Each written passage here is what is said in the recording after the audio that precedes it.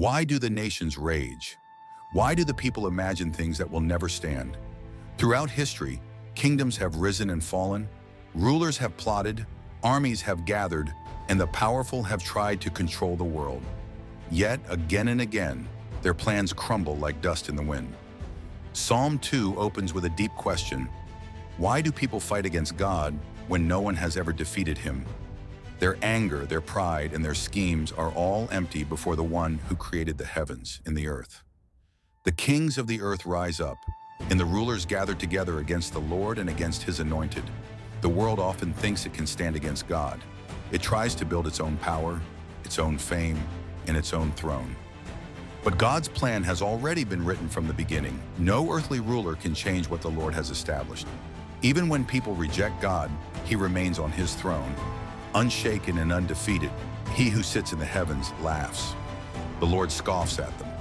This is not the laughter of mockery, but of absolute confidence. God is not threatened by the pride of humans. He knows their power is temporary. He sees how quickly the strongest kingdoms fade. He knows how easily the greatest armies fall. Heaven does not panic when the world is in chaos, because God's throne is eternal. His rule cannot be shaken. Then God speaks with power and authority. I have installed my king on Zion, my holy mountain. This is a divine declaration. God announces his chosen king, the one who will rule with justice and righteousness. This king is not chosen by humans, not lifted by politics, not supported by the world. This king is appointed by God himself. Psalm 2 points ahead to Jesus, the Son of God, the King above every king, the Lord above every Lord. You are my son.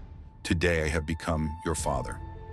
In these words, God reveals the divine relationship between him and his son. Jesus is not just a teacher, not just a prophet, not just a miracle worker. He is the beloved Son of God, the one through whom the world was created. The Father declares his identity publicly and powerfully.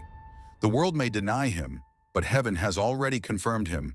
Ask of me, and I will make the nations your inheritance, the ends of the earth your possession.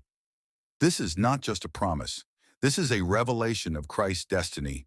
Everything belongs to him.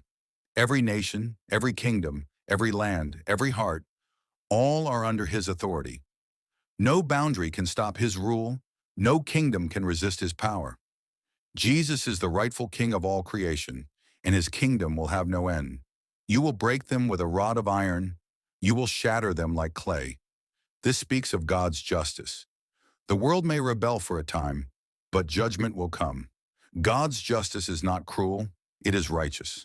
He destroys evil, pride, and wickedness, not innocent people.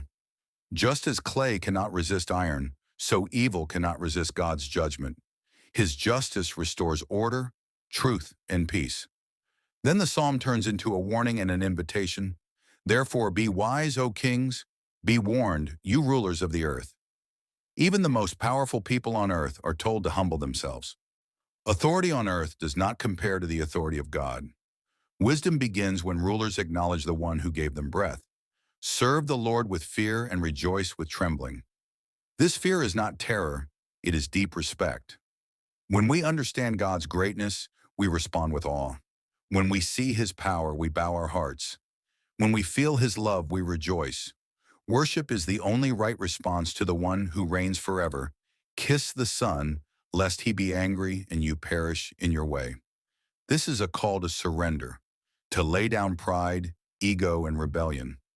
To honor the Son is to receive life. To reject him is to reject the very source of hope.